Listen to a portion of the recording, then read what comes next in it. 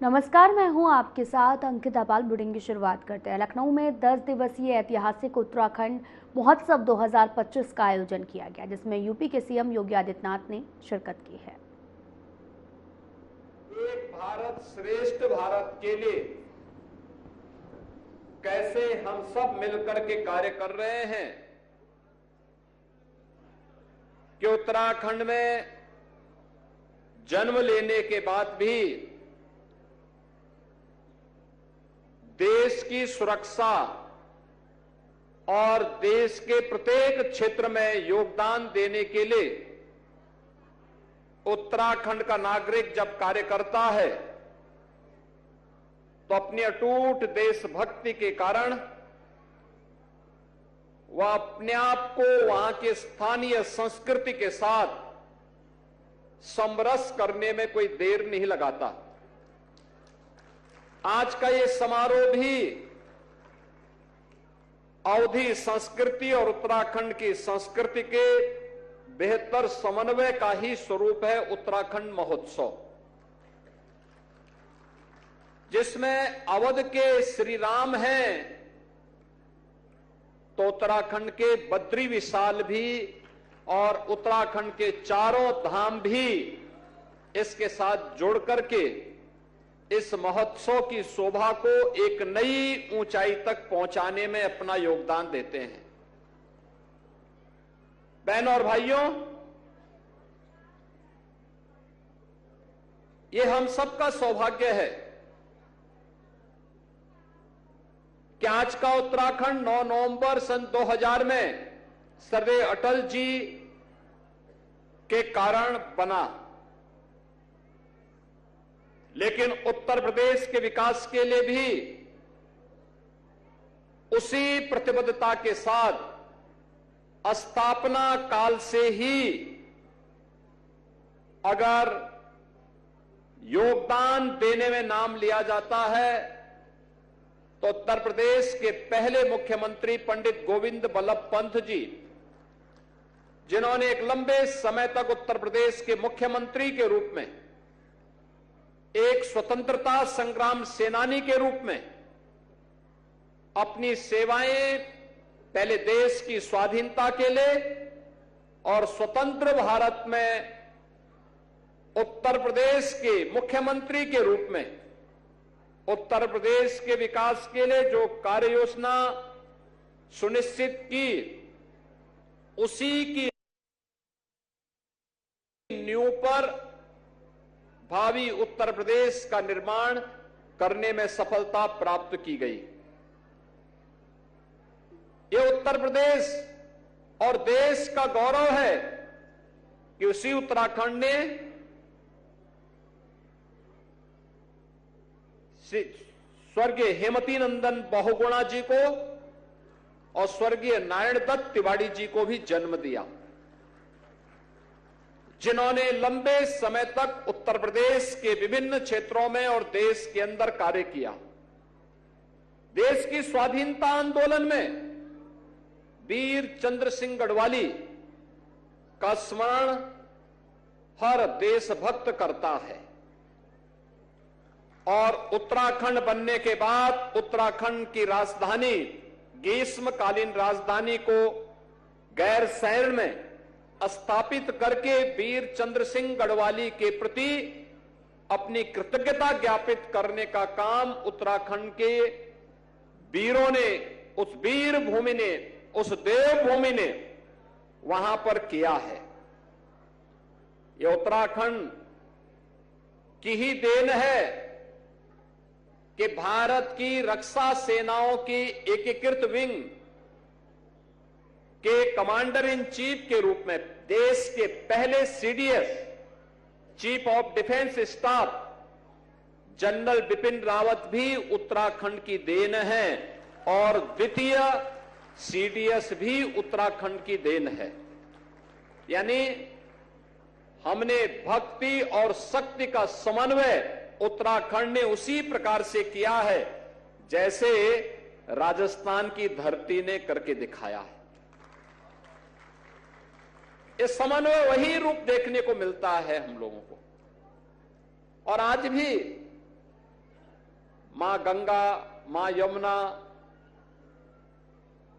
सरयू जी, शारदा नदी, ये सभी तो उसी क्षेत्र से होकर के, उत्तर प्रदेश होकर के यहां की भूमि को उपजाऊ करते हुए यहां की धरती से सोना उगलने का काम भी इन पवित्र नदियों के माध्यम से ही हो पाता है।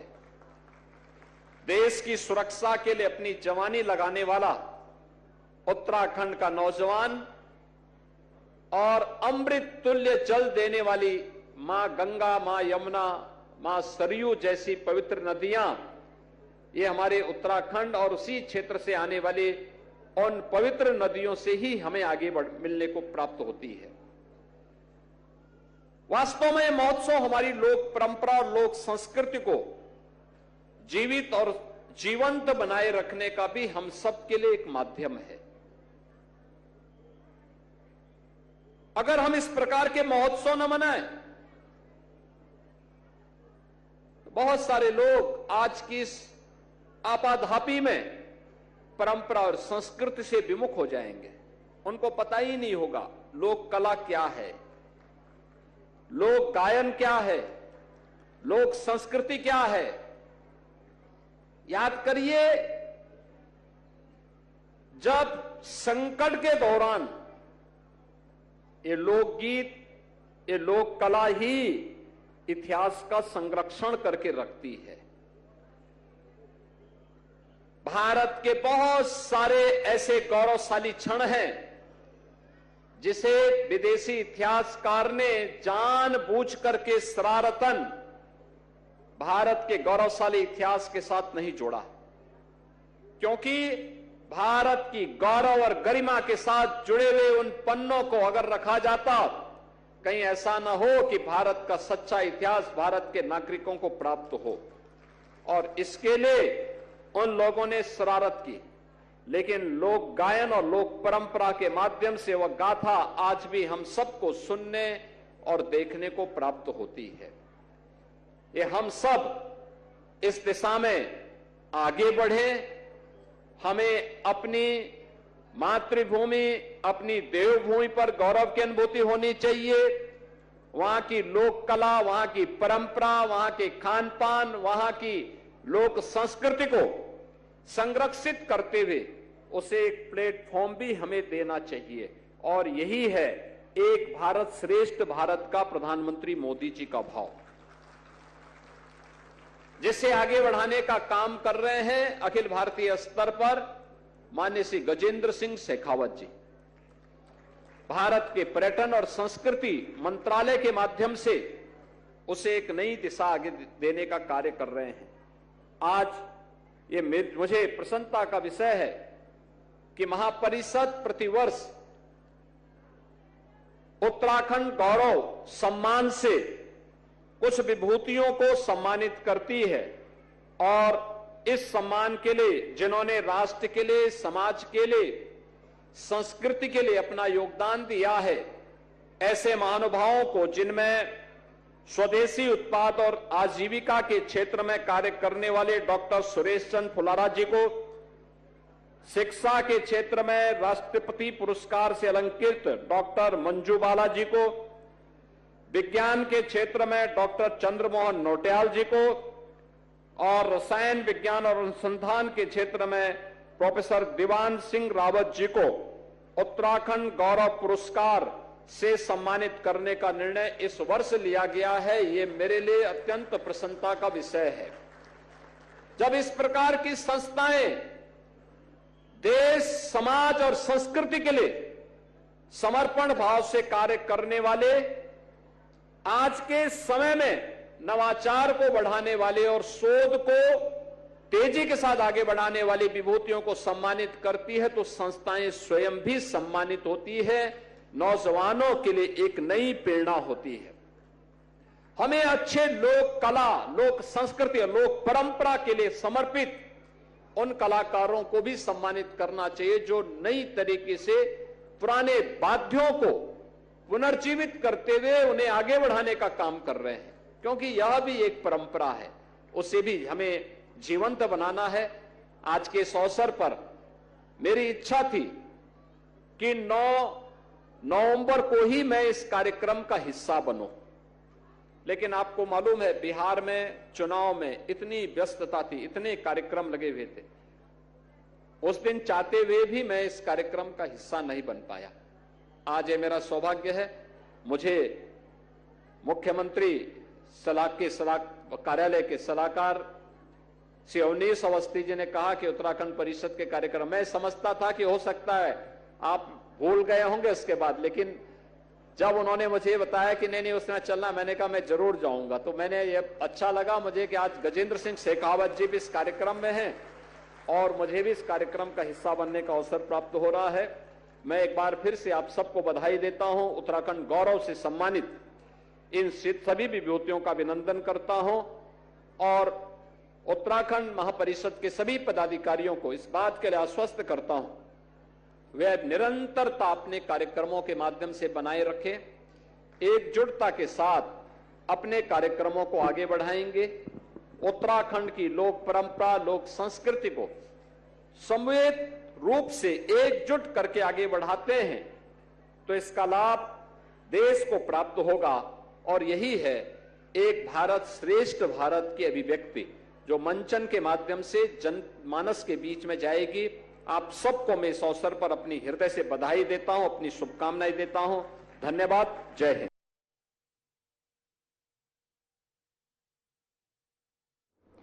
बंगलुरु में रविवार को vision India plan development asset कार्यक्रम का आयोजन किया गया, जिसमें मुख्य अतिथि के रूप में समाजवादी पार्टी के राष्ट्रीय अध्यक्ष और यूपी के पूर्व मुख्यमंत्री अखिलेश यादव ने शिरकत की है। इस मौके पर अखिलेश यादव ने कहा कि देश में आपातकाल जैसा माहौल है। देखा जा रहा है कि देश के लोगों पर एक रंगी विचारधारा थोपी जा रही है और इस तरह से थोपा जा रहा है कि उन चीज़ों के बारे में लोगों को बहस करनी पड़ रही है। उन बातों पर घरों में बैठकर चर्चा कर रहे हैं, सोच रहे हैं कि ऐसी बातों की पहले कभी चर्चा नहीं थी लेकिन आज होती है। उन्होंने कहा कि भारत की पहचान विविधता रही है, हम सभी भारतीय एक हैं, सबको एक साथ जोड़कर रखना है, एक रूपता लाने की जरूरत है। अखिलेश यादव ने कहा कि आज की बीजेपी सरकार हमारी हिंदुस्तानियों पर संकट पैदा कर रही है। विजन इंडिया कार्यक्रम में सवालों का जवाब देते हुए उन्होंने कहा कि जिन बातों की पहले चर्चा नहीं होती थी उन्हें अब राजनीति में लाया जा रहा, जिससे दूरियां पैदा हो रही हैं। आज जो समाज में नकारात्मकता फैलाई जा रही है उसे काउंटर करना है। हमारा विजन इंडिया पॉजिटिव है और ये नकारात्मकता को काउंटर करता है। हमारे विजन इंडिया का मकसद है कि हम एकजुटता लाएं, अपनी हिंदुस्तानियत को पहचानें और विविधता में एकता की अपनी पहचान को लेकर आगे बढ़ें। उन्होंने कहा कि आज का युवा पॉजिटिव सोचता है, युवा दुनिया को जोड़ने के बारे में सोचता है। उन्होंने कहा कि हमने विजन इंडिया के लिए बेंगलुरु को इसलिए चुना क्योंकि बेंगलुरु स्टार्टअप इंडिया का हब है। बेंगलुरु से हमें बहुत कुछ सीखने को मौका मिल रहा है और हमने सोचा है कि विजन इंडिया का बड़ा काम, नया काम हम बेंगलोर से शुरू करें और प्लान डेवलपमेंट की बात बेंगलुरु से की जाए।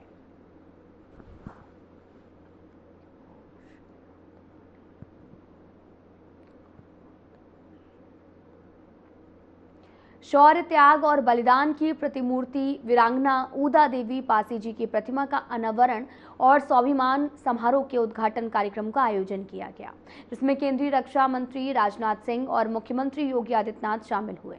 इस मौके पर सीएम योगी और रक्षा मंत्री राजनाथ सिंह ने संबोधित किया।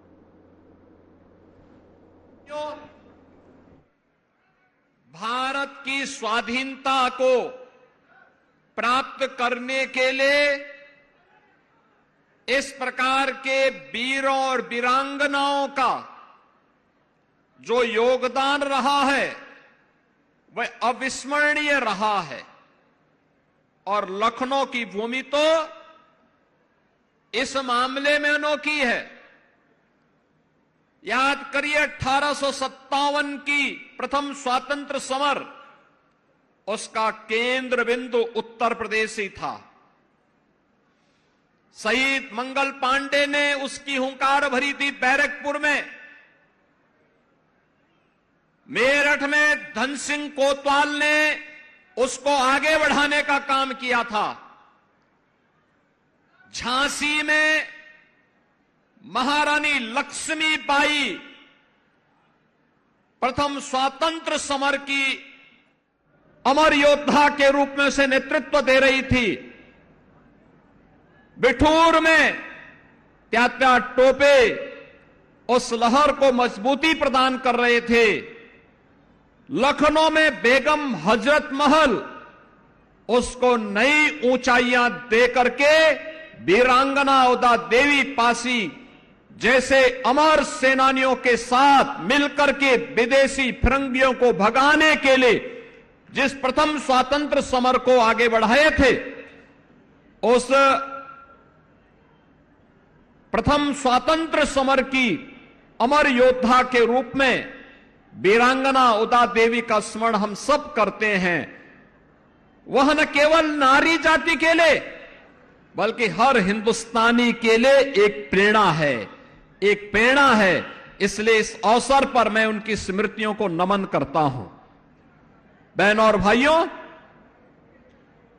उन्होंने विदेशी हुकूमत की चूलों को हिलाने के लिए और उनके अत्याचार का जवाब देने के लिए कहते हैं कि 16 नवंबर 1857 को लखनऊ के सिकंदराबाद बाग में पीपल के वृक्ष पर चढ़कर उन्होंने 36 अंग्रेज सैनिकों को ढेर करने का काम किया था और उनका नाम भारत के इतिहास में अमर हुआ है। यानी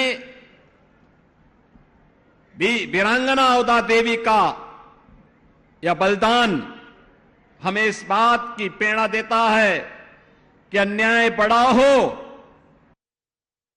क्रोध उससे भी बड़ा होना चाहिए। और ये प्रतिरोध उन्होंने उस समय देश के क्रांतिकारियों और देश के युवाओं को इस अन्याय के खिलाफ लड़ने के लिए उन्होंने पूरी प्रतिबद्धता के साथ उस समय अपना योगदान दिया। बहनों और भाइयों, उत्तर प्रदेश में डबल इंजन की सरकार है। आदरणीय प्रधानमंत्री नरेंद्र मोदी जी के मार्गदर्शन में विरासत के सम्मान की बात जब होती है तो विरासत के सम्मान की बात अगर काशी में काशी विश्वनाथ धाम और अयोध्या में श्री राम जन्मभूमि पर भगवान राम के भव्य मंदिर के निर्माण का है, तो लखनऊ में महाराजा बिजली पासी किला के पास उसके सुंदरीकरण के कार्य के साथ ही लाइट एंड साउंड का कार्यक्रम भी ये डबल इंजन की सरकार ने ही, भारतीय जनता पार्टी की ही सरकारों ने उस कार्यक्रम को आगे बढ़ाया। ये मेरा सौभाग्य है महाराजा बिजली पासी किला में वहां के कार्यक्रमों में उस समय के सांसद और पूर्व केंद्रीय मंत्री श्री कौशल किशोर जी के साथ मुझे वहां जाने का अवसर प्राप्त हुआ था। आज हमारी सरकार ने वहां पे लाइट एंड साउंड का भी कार्यक्रम स्वीकृत कर दिया है, जिससे इस क्षेत्र के उन सभी योद्धाओं को जिन्होंने महाराजा लाखन पासी, महाराजा सातन पासी, महाराजा बिजली पासी, महाराजा चीता पासी और राजा गंगा बख्श रावत और बीरा पासी के इतिहास को वर्तमान पीढ़ी जान सके और उससे प्रेरणा प्राप्त कर सके, इसलिए लाइट एंड साउंड के कार्यक्रम को भी वहां पर स्वीकृति देकर के उसको प्रारंभ करके इनके उन पुराने किलों को पुनरुद्धार करने के साथ ही वहां पर उसको और अच्छे ढंग से कैसे हम नौजवानों को और वर्तमान पीढ़ी को एक प्रेरणा का केंद्र बिंदु बना सकते हैं, इसके लिए सरकार ने अपने स्तर पर कार्रवाई प्रारंभ की है और इसके लिए हम लोगों ने इस कार्यक्रम को आगे बढ़ाया है। बहनों और भाइयों, यही नहीं, प्रदेश सरकार ने इस पूरे अभियान को हर क्रांतिकारी के, हर बलिदानी के, भारत माता के उस हर सपूत के योगदान को पाठ्यक्रम का हिस्सा भी बनाया है। आप देखते होंगे, अगर आप बेसिक शिक्षा परिषद की पुस्तकों में देखेंगे तो एक पुस्तक हमने अतिरिक्त उपलब्ध करवाई है बच्चों को, और वह पुस्तक स्थानीय स्तर पर, जनपद स्तर पर, रीजनल स्तर पर और प्रदेश स्तर पर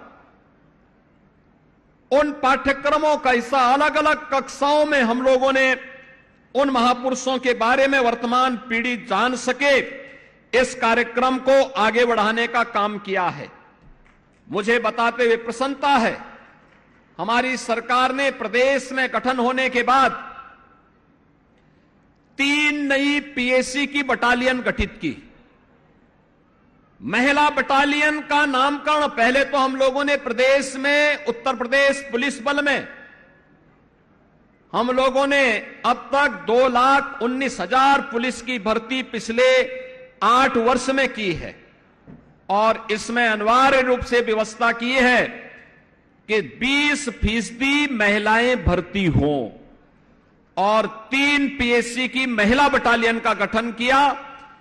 इन्हें तीनों को 1857 की उन महान वीरांगनाओं के नाम पर लखनऊ में पीएससी की जो बटालियन स्थापित हो रही है, उस बटालियन का नाम हमने वीरांगना उदा देवी के नाम पर ही रखा है और वहां पर हमारी सरकार उनके आदम। मैंने सहज रूप से और चटपट अपनी सहमति दे दी।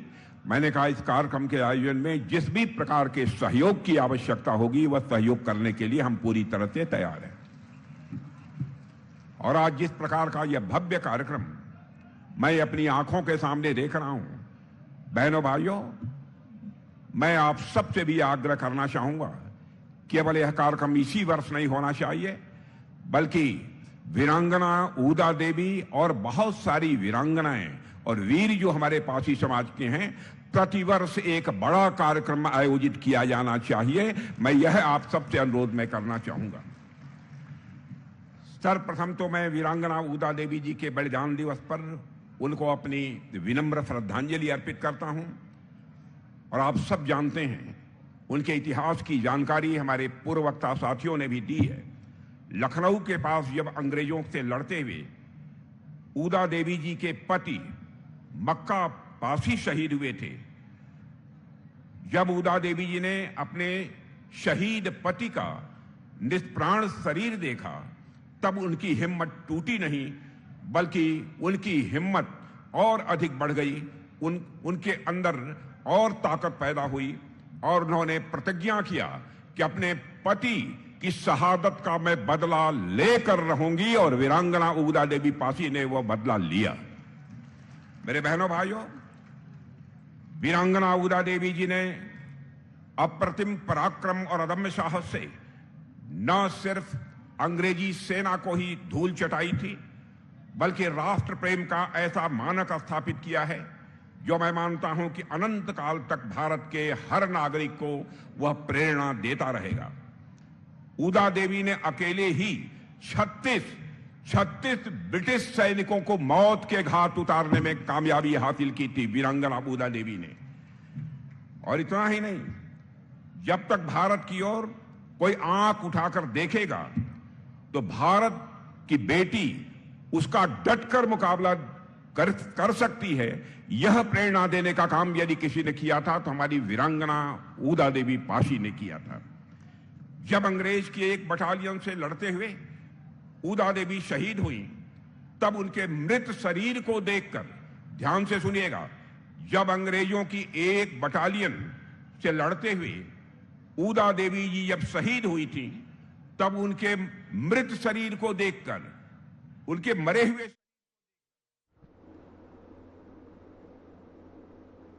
बुलेटिन में मेरे साथ इतना ही। नमस्कार।